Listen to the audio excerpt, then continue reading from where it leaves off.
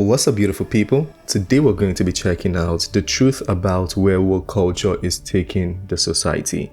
And this is by Joe Rogan, the legendary Joe Rogan, and the legendary Jordan Peterson. It's going to be interesting, so brace yourself. Let's get to it. This rush to that. Like, how did this happen, and how did this happen so quickly? Well, this is partly tied up with this issue of the college. So here's one way into it. So now professionals are bound by law to offer gender-affirming advice. They're bound by law. Okay, so this is what this means. If you bring your 13-year-old in to be evaluated by a physician or a psychologist, and maybe she has high levels of neuroticism, tilting towards depression and anxiety, and then that's making itself manifest in bodily discomfort. Now that's being shaped by this cultural fad that insists that if you feel uncomfortable in your body, it's because you're of the opposite gender. That's the psychological epidemic part of it. And we can talk about that in a little bit more detail. But now you're duty bound by law, if you're a professional, to say, oh, you think you're a boy? Yeah, absolutely. You absolutely, 100%, you are. What can we do to facilitate that move forward? And that all got, what would you call, pushed into the law under the guise of the elimination of conversion therapy. So, unbelievable. Now, the problem with that is, you see, if you're a therapist or a physician, you don't affirm someone's identity. That's not your job. And your job is not to deny their identity either. Your job is to help them explore their identity and hopefully to develop it. And so someone comes to you, maybe they have body dysmorphia. And so maybe they're anorexic. That's a form of body dysmorphia. And so the first thing you do, if you have any sense, is you note that that's stemming out of an underlying, more global proclivity to suffer from depression and anxiety. So that's the big elephant in the room, depression and anxiety. So if the trans activist types say, well, the body dysmorphic types are more likely to have suicidal thoughts, it's not because they have body dysmorphia, it's because they're prone to depression and anxiety, and depressed and anxious people are more likely to have suicidal thoughts. And maybe body dysmorphia adds a bit to that, but nobody really knows. Probably adds some. But the fundamental issue is one of depression and anxiety. So now you're suffering from, unspecified self-consciousness, and the culture twists around to offer you a narrative. And the narrative is, oh, well, you're in the wrong body. And then that carrot is, and this is part of it gets extraordinarily pathological, is a lot of these kids who are suffering from this alienation are unpopular. And now they're being enticed. It's like, yeah, well, you're not unpopular. You're interestingly special. So if you just take this carrot, you're the opposite sex, all of a sudden you're not a victim, you're a brave, what would you call it? You're a brave seeker after your redemptive identity.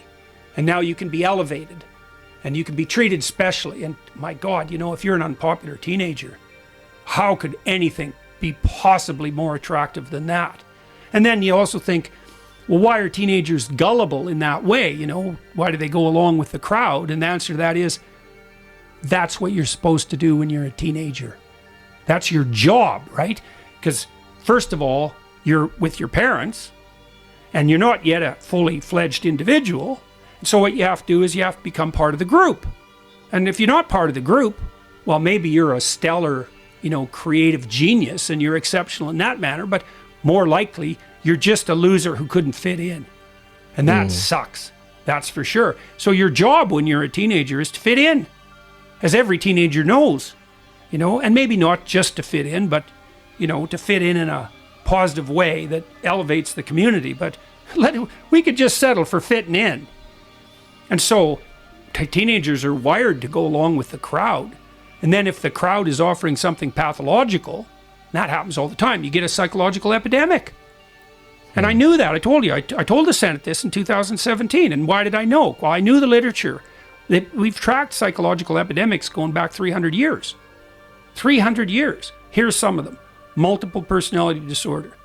It cycles in society. Disappears, then there's one case, then it spreads like mad. Then there's multiple personality disorder everywhere. Teenage girls mostly. Then people get skeptical about it, and it dies. And maybe it disappears for a whole generation or two. Then a case pops up. Just does this. That's happened for 300 years.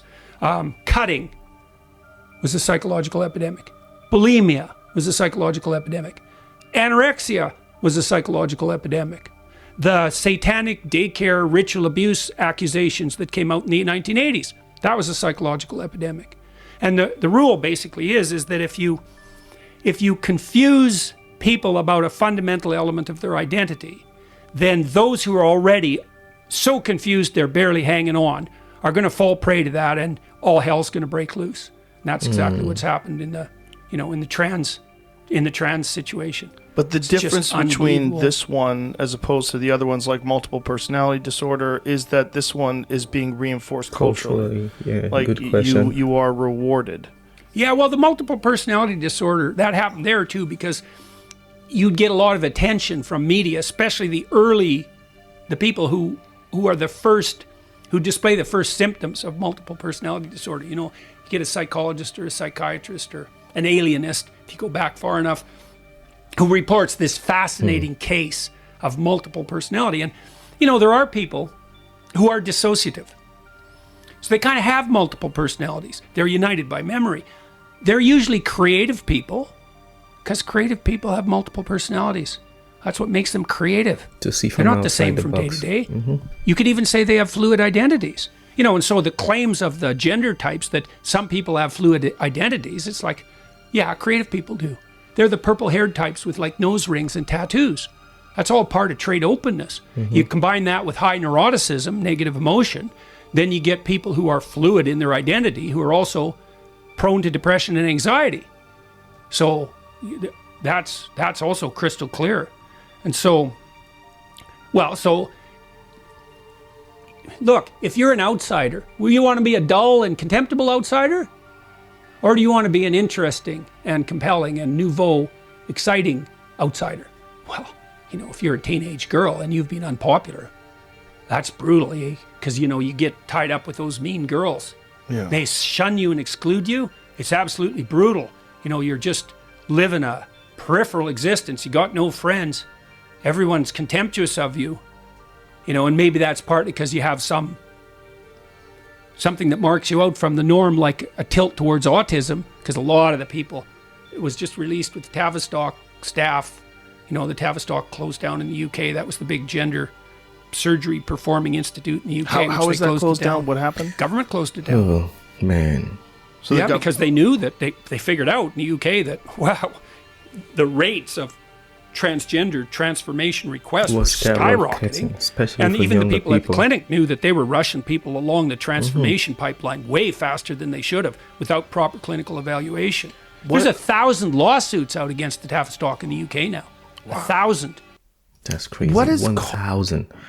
Yeah, you see, one thing about Jordan Peterson, he just has a way of explaining things that it makes make sense.